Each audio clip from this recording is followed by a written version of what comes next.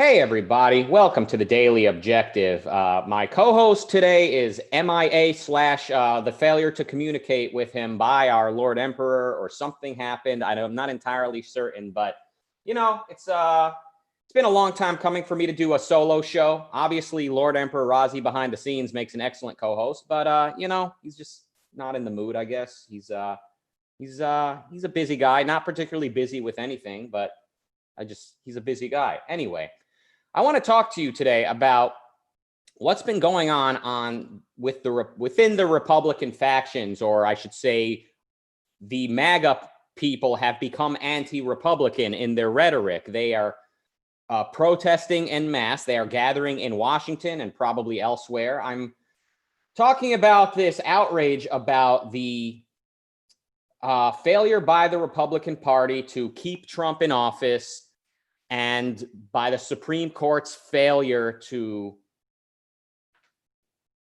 confirm the voter fraud allegations. So the Supreme Court, it sounds like, took a look at some of the evidence and said, there's nothing here. Or some other judges looked at it and said, there's nothing here. And, so who's going crazy right now? People who you would probably consider the new right. A lot of enthusiastic Trump supporters, people who from day one were enthusiastic about Trump, not for the reasons that some people might have reluctantly voted for Trump, not for the reason that some people voted for Trump as sort of the lesser of two evils, but more like people that always said, yeah, Trump is what I like in a president. Trump is what I want to see the Republican Party turn into. And I'm talking about people like Milo Yiannopoulos. He's losing his mind on the hot new social media platform, Parler. He is shouting in text form about how he threw his own career away to get Trump in office. And this is how Trump repays him, by nominating some judges that can't even uphold the voter fraud allegation. So Milo feels betrayed, as you would expect. A lot of right-wingers and people who sort of emerged around 2015, 2016, enthusiastic Trump supporters, are very upset right now. I'm looking at an article by Rolling Stone called "MAGA Protesters Chant Destroy the GOP at Pro-Trump Rally." And we see Nick Fuentes. He's sort of the outlaw of the right. I think the way you might describe him, he's definitely alt-right. Like, he's definitely the sort of version of the right wing that is not, neoconservative, and not the Ben Shapiro sort of constitutionalist. This is very important. What he represents is a sort of return to the good old days, the way that I think he sees it, and his supporters. But it's kind of a romanticization in their mind, I think, of the good old days. They think life was better before the modern era. They think that the pursuit of happiness has brought about sadness. So women pursuing happiness has brought us pill-popping, depressed women. And they think that the sort of pursuit of happiness has caused the nuclear family to break apart. So basically what they do is they look at the I think oftentimes legitimately considered problems in the modern world, such as maybe the opioid epidemic, or the sort of disintegration of the family, and they attribute it entirely to individualism and its political corollary, the Constitution and the protection of individual rights. So the way that a lot of these new right people see it, rights are basically a social advent. They see it, they agree with the left in this way. They agree with the pragmatists. They see it as very much on the table for negotiation, rights, that is. They see the community and the family and order as the primary. They see the purpose of government as the purpose of government is to restore and maintain order. So there's no such a thing in their mind as, well, I have rights that are protected and the Constitution reflects that. No, that to them is a non-argument. And they would like to see the Republican Party turn into that. And they see Trump at least as a big step in that direction. So maybe Trump is not as sort of populist and anti-constitutionalist as they would like, but they certainly see Trump, rightfully, they see him as a breakaway from the constitutionalist version of the Republican Party. And so I think they're correct to see Trump as an ally, but they're very upset by they're very upset to see that Trump is probably going to be leaving office. And although Trump has been tweeting like there's no tomorrow about how he was screwed and how this election was stolen from himself, nonetheless, they think that Trump is sort of not doing enough. I think fair to say the people protesting, saying destroy the GOP, what they mean to say is Trump should not leave office. And they would be happy to see Trump, impose martial law. And you're seeing people speak in those terms, saying Trump should have the military and police or whoever keep him in office and perhaps hold another election where this time the vote counting is supervised in another way or something. They want Trump staying in office at all costs. So, my friends, this is seriously concerning. Even if there is voter fraud on such a wide scale that the election was stolen, which I have some serious doubts about because I just haven't seen the evidence that voter fraud is that substantial. But even if that is the case, what does it actually spell out for our democracy to have a president refuse to leave office? What does it mean for democracy and civil order to have a vocal faction of a major party sort of breaking away from it? And it's going beyond the GOP breaking off into different factions. It's people are talking about secession. And, this has happened in the past. I think when Obama won his second term, you were seeing some people on the right talk about secession. Okay, I mean, it was messed up and concerning back then as well. But folks, it's gotten worse and it's getting worse. They're talking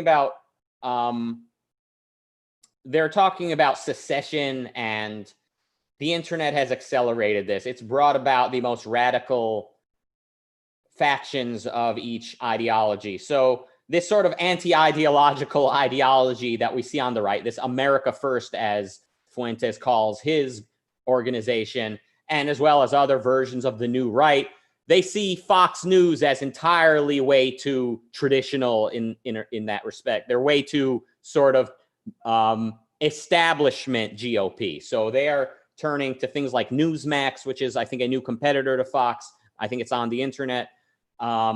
They're trying to break away from the establishment now. And it's it certainly cause for concern. So my first question is, and it's a rhetorical question, but my question is for the never Trumpers, people like Ben Shapiro, who resisted Trump. Maybe Glenn Beck is similar to this. They resisted Trump. I think they voted against Trump, in fact.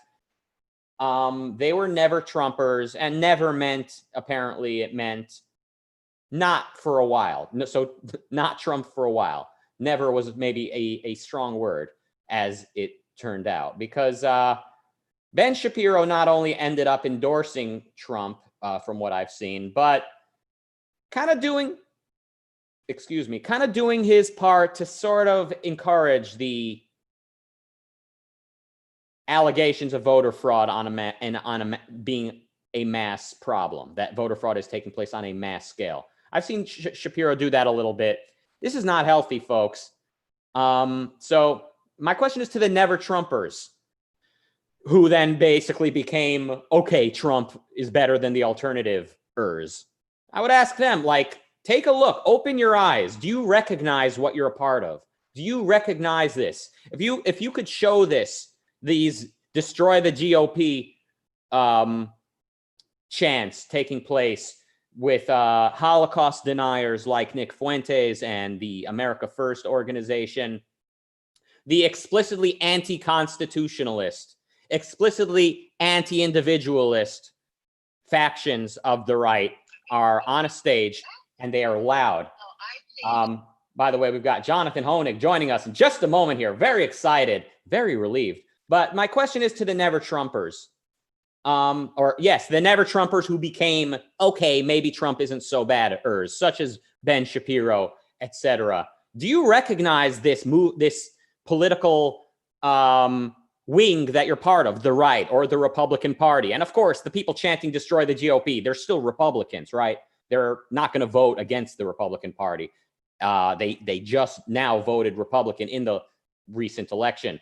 Do you recognize what you're a part of? And maybe this question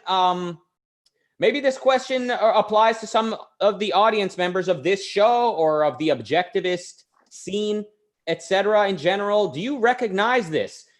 How badly do you need to beat Joe Biden and the left? How badly do you see the current Democrat Party as such a serious threat that you're willing to align yourselves with Holocaust deniers, with explicitly anti-constitutionalist, anti-individualist?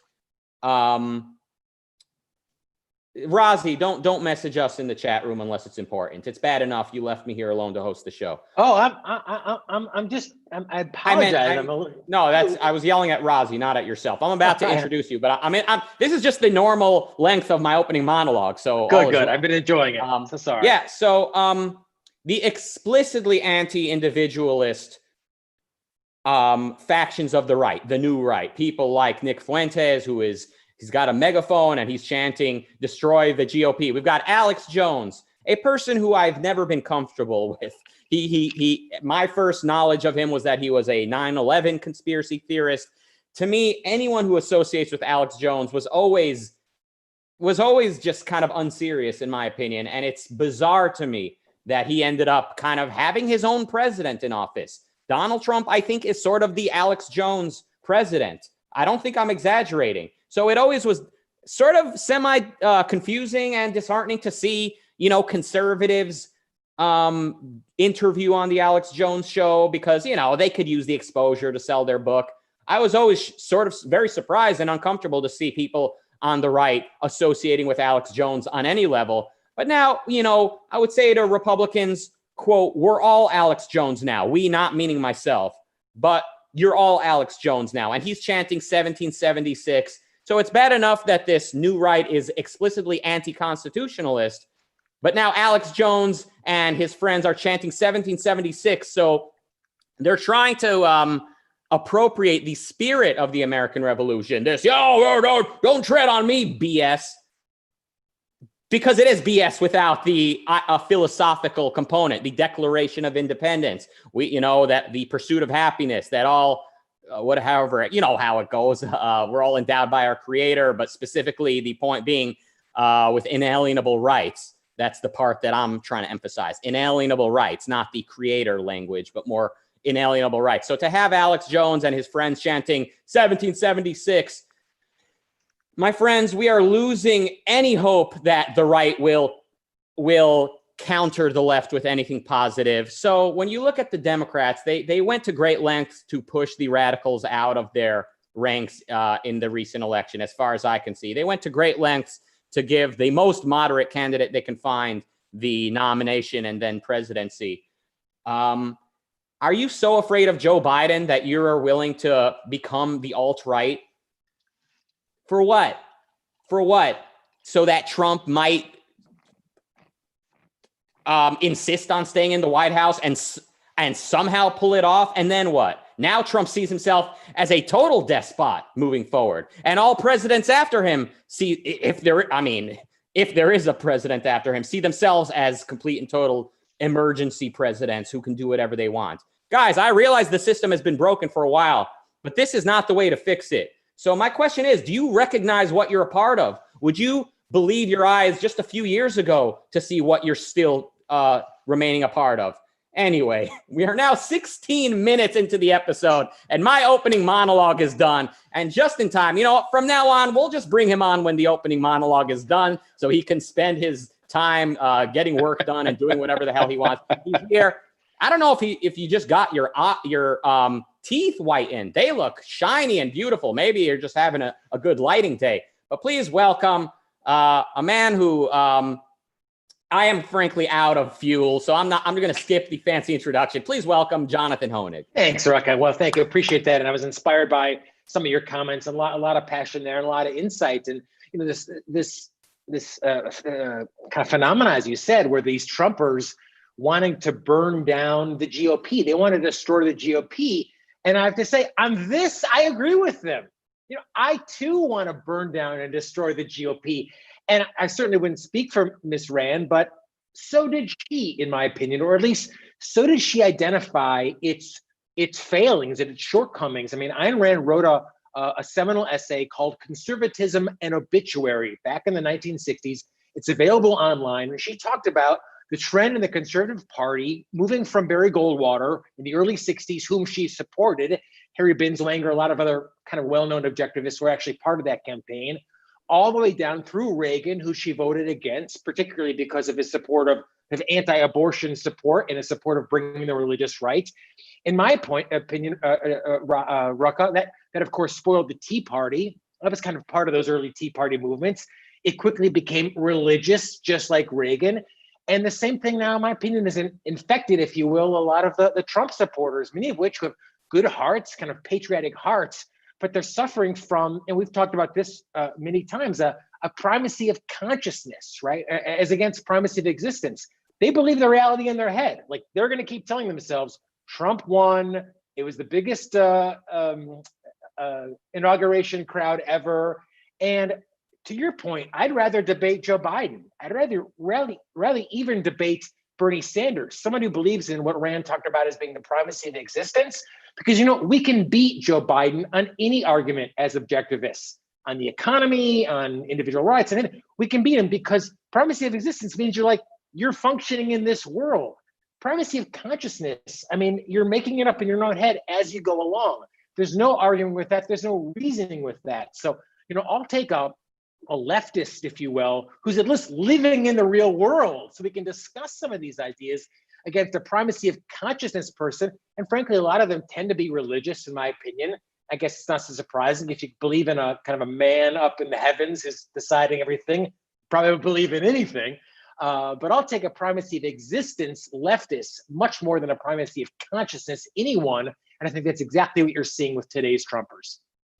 Absolutely. And by the way, speaking of the Tea Party, I mean, someone left us a comment, I think, on a recent episode saying he left the Tea Party back in the day because it had this sort of paleo-conservative element, and it was sort of a big tent open to all types of freaks. So I think maybe even people tend to romanticize the Tea Party like it was this individualist response to Obama's leftist agenda. It was a big tent, and that's kind of how it was. They just would have described themselves when anyone spoke on behalf of the Tea Party. It was like a big tent of non-leftists, and I think we kind of see with the irrational elements definitely win out when you associate yourself with them. So maybe a lot of objectivists, they're not as culturally attentive as people like you and me, Jonathan. You're an MTV star, You're a cool. That was 20 years ago. You're a cool hedge fund guy who used to have the frosty tip NSYNC haircut. Like, you're a cool dude. You get it. I get it. I'm a rapper. We get what the kids are saying. But like a lot of objectivists, they tend to sort of have a very kind of geriatric understanding. I'm obviously generalizing, and it's in a playful way. They have a very sort of like, I hate to say it, baby boomer understanding oftentimes of what's happening. So like they talk about, the intellectual dark web. I'm hearing objectivists in current year using that term. The intellectual dark web. Bro, that name was an embarrassing thing to say in 2018 probably. But like it was a short-lived kind of good way to describe what was taking place. So I think similarly, if I had to imagine, probably a lot of objectivists misidentified what the Tea Party was from what I've seen, or they didn't quite see how present the creepy parts of the Tea Party were. So anyway, we're not here to bash objectivists today. Believe me, that's going to be a week-long series where we'll have a blast. We'll have a different objectivist on every week to yell at them. Of course, I'm joking. But we are here to talk about what the right has turned into. So I think as much as anyone, I have been drawing the contrast between this and the Tea Party. So I kind of want to give a bit of an updated view and say, like, maybe the Tea Party itself was probably a lot more diluted and corrupt back then in terms of who they would associate with. And that's kind of always been the issue. The right has long been a sort of marriage between the constitutionalists and the sort of blood and soil, sort of, like very like populist, anti-intellectual elements of the right. Yeah, but I wish you could say that they were individualists. I mean, I think there's been a lot of talk in this whole discussion, Ruck, in this whole election about, well, it's socialism. We can't vote for the left. That's socialism. Versus what? And I guess it was always implied, well, if you're against Democrats, you're for the Republicans, and they're for capitalism, right? They're for individualism. Look, we've litigated the election, it's over, but we've demonstrated time and time again, the Republicans, at least today's Republicans, are not for individualism. They do not support individual rights. So for me, as an objectivist, I never identified with any political party, and we always stress the importance of ideas. So for our listeners and our viewers and our super chat supporters, I guess that's my call to action: is stop this tribal obsession with having to be a part of one particular party. They're both anathema, in my opinion, to individual rights and what I consider to be objectivist values. Do everything you can to talk about those ideas, to talk about those principles. That's what's going to move the world, not this blind devotion to political parties. That's, and to your point, Rucka, as well. I mean, I remember the Tea Party starting around a couple basic ideas. Basically, why should we have to bail out homeowners, mortgage owners? And that was a pretty basic idea. Government, get out of my life, get out of my pocketbook. Now, Michelle Bachmann and the rest of the religious right quickly kind of moved in and co-opted it. But stick to principles, stick to ideas, stick to objectivism, as Ayn Rand wrote it, not to some blind devotion to any political party. I agree. Listen, we can go on about this all day. I already did a full 75-minute speech about this at the start of the show. So I think maybe now, 25 minutes in, we might wrap up this 20-minute show. Listen, guys, I would just ask, would you recognize yourself if you looked at what you're a part of? If you looked at this a couple years ago, if I showed you what the Republican Party would be? So yes, I agree with Jonathan. Yes, smash the GOP, but what is the alternative? Of course, is the question. We need to infiltrate it. We need to infiltrate it with the right ideas. And I think Rand, or at least Harry Binswanger and others, talked about this exact idea. The leftists are, lost cause. They're collectivists through and through. But there's some, God willing, some spirit of individualism left within the so-called right. Let's weasel our way in there and make it count. Yeah, by promoting a better philosophy in the culture, of course. I mean, you go to actual political functions. There's no infiltrating it. You need to be a two-dimensional, lifeless hack. You need to be an Ellsworth Toohey or a Keating to even get involved. I mean, of course, I'm being dramatic and sort of being artistic in my description, but sometimes art imitates life. But I'm not talking about necessarily going into politics unless that's what you think it would be the right career for you for one reason or another. What I am talking about is changing the culture with philosophy and primarily emphasizing the positive. This is very important. When you're motivated by a negative, when you're motivated by beating the left, take a good look at Nick Fuentes. Take a good look at Alex Jones. That is where you're heading. The negative is never, look, it's just like getting away from a substance abuse problem, an eating disorder, a terrible marriage, an abusive relationship, whatever it is you're trying to get away from. You need to be motivated, moving away from a dictatorship.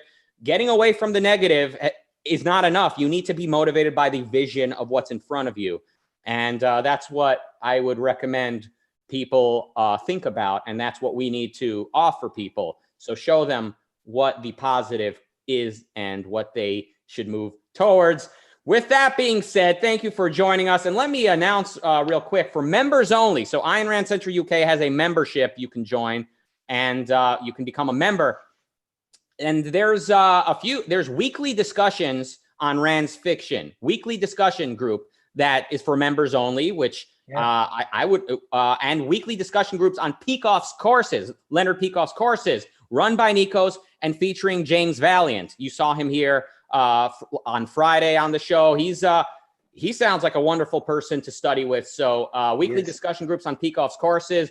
and weekly discussion groups on Rand's fiction and other perks as well, including this weekend, I believe this Saturday, the Christmas party, a virtual Christmas party. I'm going to be there. Oh, I'm disappointed. I won't be. It's 8 p.m. UK time, which I think is on the early side of the day here in the New World. But anyway, 8 p.m. UK time this Saturday. It's the Christmas party, 3 Eastern, Rozzy says, and that's noon American time. I'm sorry, California time. Looking forward to that. So by the way, you think, it would be cool. I want to go to a Christmas party. I want to have some pizza. Obviously, you're going to have to order it yourself because it's a virtual party only, unless you mean like digital pizza, which we can probably negotiate. Anyway, you want to attend this party, you're thinking, man, that would be cool. I want to hang out with those guys for a couple hours or longer. I want to be at a virtual party with some of my favorite internet people right now on the scene. Well, become an Ayn Rand Center UK member. It's about what else you spend your money on. Come on, who cares? Just buy it, just pay for it, and it's for a good cause. That's the best part. With that being said, thank you for joining us on the world famous only 26 and a half minute version of the 20-minute show. I'm proud of myself for stepping to the occasion and taking my usual opening monologue to great new heights. Good to have you here, Jonathan. You were late, but with those teeth, I could never stay upset at you. And thank you, Rozzy, Lord Emperor, behind the scenes, for sharing some information. And thank you, people in the chat room, for keeping the conversation going so that if I ever were to run out of stuff to talk about, I would get to turn to the chat room. Like right now, we've got the analytic synthetic dichotomy explaining to me the United States is not a democracy, but a constitutional republic, Rucka. So he's literally addressing me as though anything I said contradicts that fact. Maybe because I used the word democracy, like what would it mean for our democracy? So I think what I meant was, what would it mean for the democratic process as opposed to turning into a system where despotic rule is, on the rise. So thank you, analytic synthetic dichotomy, for your input. I'm sure you could imagine that if this were taking place on a different channel, namely a place where I'm not always nice to the audience members, how I might have responded to you. But we're here and we've got open arms and we welcome your feedback. Until next time, until tomorrow, this has been the Daily Objective. Goodbye.